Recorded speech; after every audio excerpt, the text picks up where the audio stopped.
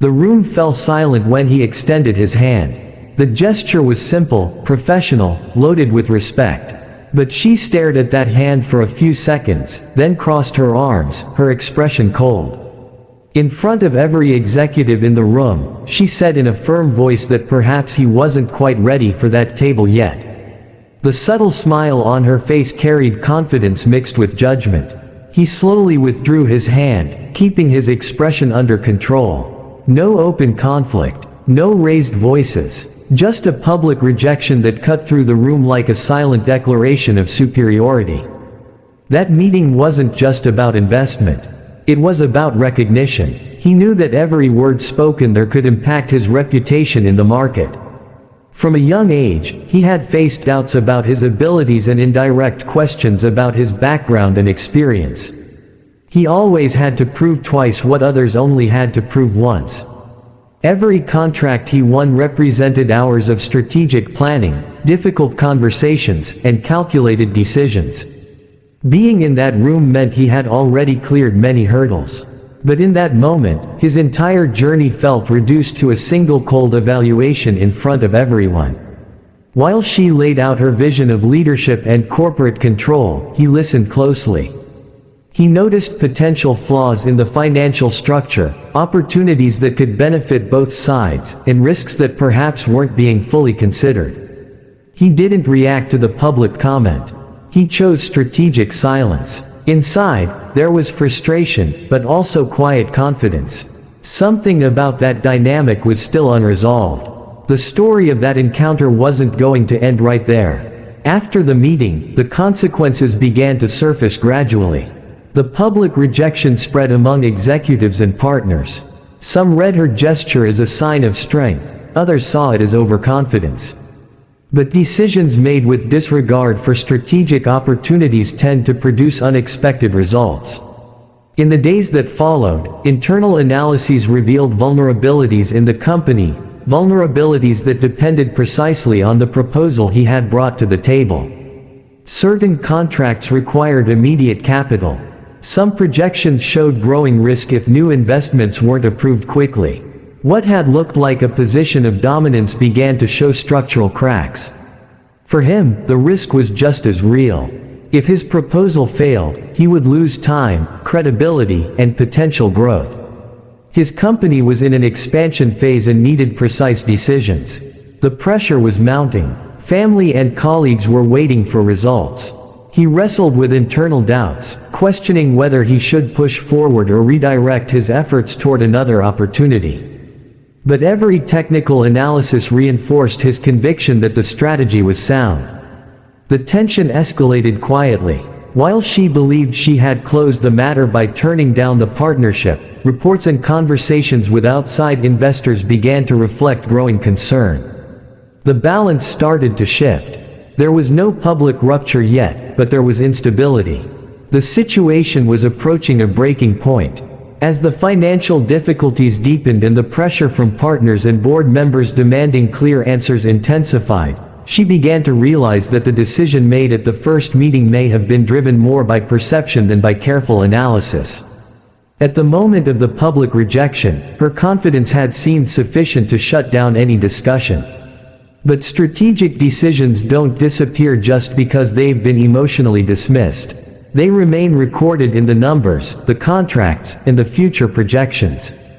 In the days that followed, internal reports began to surface details that hadn't been fully visible during the initial discussion: tight cash flow, upcoming payment obligations, projects that depended on additional capital to avoid significant delays.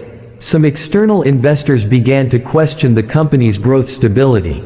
Questions started coming up in internal meetings. Had it been wise to turn down that proposal so quickly? Was there a better alternative that hadn't been properly explored? She tried to maintain the appearance of control. She gathered her finance team, reviewed key indicators, and requested new risk analyses. But the more she examined the data, the more she understood that the solution he had presented wasn't just a routine investment pitch. There was a strategic framework in it that could stabilize certain critical areas and open new avenues for expansion. Her perspective shifted slowly, not only from outside pressure, but from the hard evidence the numbers were beginning to reveal. For him, the period after the rejection was neither quiet nor comfortable. Although he hadn't responded with public indignation, he carefully weighed his next steps internally. The rejection in front of everyone could have triggered a hasty emotional reaction. Instead, he chose to transform that moment into strategic analysis. He assembled his team, revisited the proposal, and identified areas that could be strengthened. He understood that in corporate environments, respect isn't imposed through emotion, it's built through consistency. If his proposal truly had value, time would prove it. So he deepened his research, refined his projections, and worked to reinforce external partnerships that validated his position. Rather than trying to prove something directly to her, he focused on strengthening his own foundation. That quiet approach increased his negotiating power without the need for confrontation. Meanwhile, within her company, pressure continued to build. Some board members began discreetly suggesting that it might be necessary to reconsider the proposal, or at least reopen the dialogue. It wasn't an open admission of error, but a pragmatic reassessment based on changing circumstances. Her leadership was being tested not just by the initial decision, but by her ability to adapt in light of new information. She realized that completely ignoring that opportunity could result in losses far greater than she had anticipated. The initial pride was slowly giving way to strategic reflection. It wasn't easy to acknowledge internally that her original read of the situation may have been incomplete. But mature leaders understand that decisions need to be revisited when the facts change or when new perspectives emerge. That's when she requested a new meeting. This time, the request didn't carry a tone of authority or superiority. It came with urgency and an awareness that time was negatively affecting certain metrics. When she reached out, she made it clear that she wanted to discuss real possibilities for collaboration. The dynamic had shifted significantly since the first meeting. He received the invitation calmly. He showed no exaggerated surprise, no public satisfaction. He simply reviewed the terms of the new request and recognized that the landscape had become more favorable for negotiation. The strategic position he had built in the weeks following the rejection had strengthened his authority in the conversation. He was no longer just someone seeking approval. He was someone offering a necessary solution within a challenging context. When both of them sat down at the same table again, the atmosphere was different. The tension was still there, but so was a quiet acknowledgement that reality now called for cooperation. She recognized that the initial analysis had been limited and that the speed of the rejection may have been a misjudgment. He responded with objectivity, without turning the moment into a personal victory lap. He presented the proposal again, this time with adjustments based on updated data and clearer terms.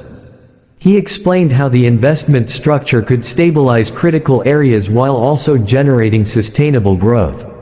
Every argument was backed by concrete numbers and projections. There was no room for emotion in that moment. Only strategy and logic. The shift didn't happen through direct confrontation, but through accumulated evidence and the pressure of the market itself.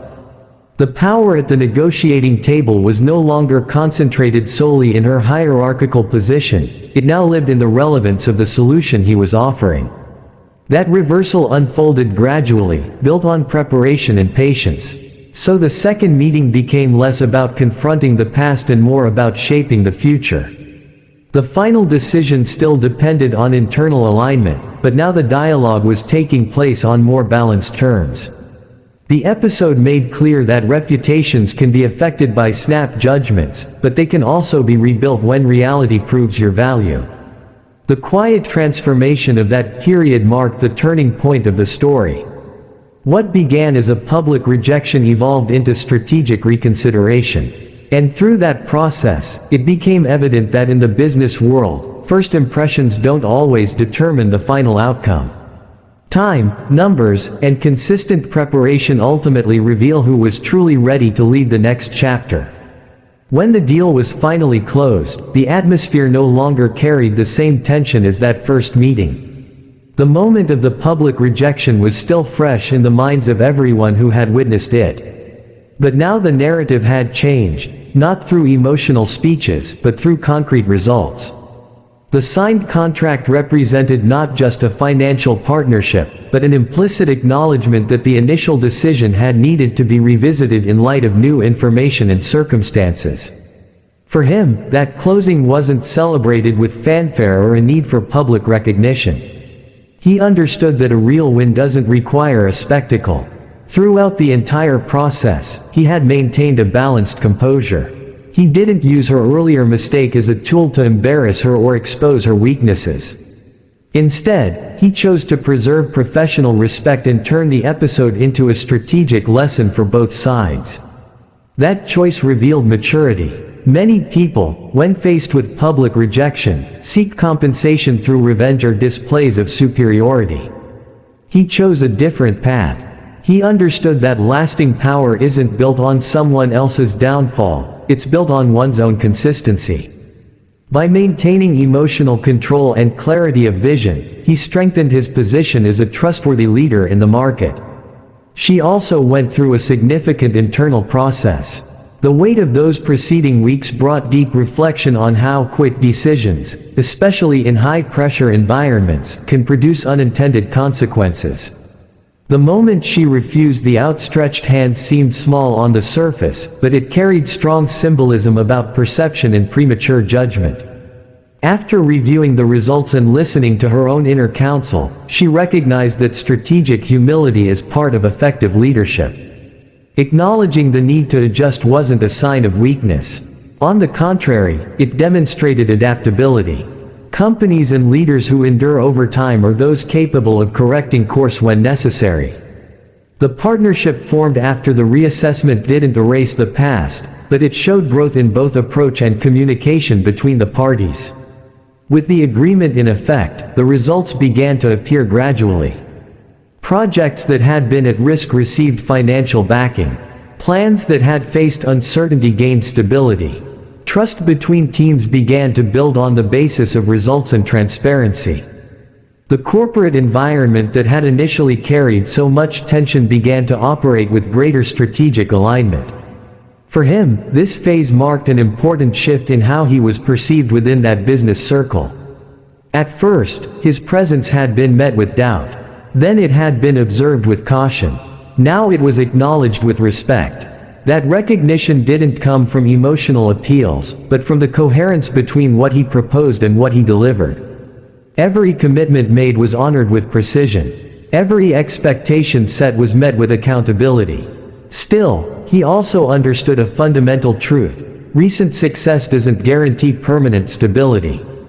The experience of that public rejection served as a reminder that reputation must be continuously protected through consistent performance. He maintained discipline in his management, constantly revisited his strategies, and strengthened professional relationships to avoid over-relying on any single partnership. The deepest transformation, however, wasn't external. It was internal. Before that episode, there may have been a quiet need within him for validation. After navigating the rejection, the analysis, the renegotiation, and the closing of the deal, he developed a more solid confidence, one not based on the approval of others but on the certainty built through preparation and execution. She also learned that effective leadership requires a balance between conviction and openness.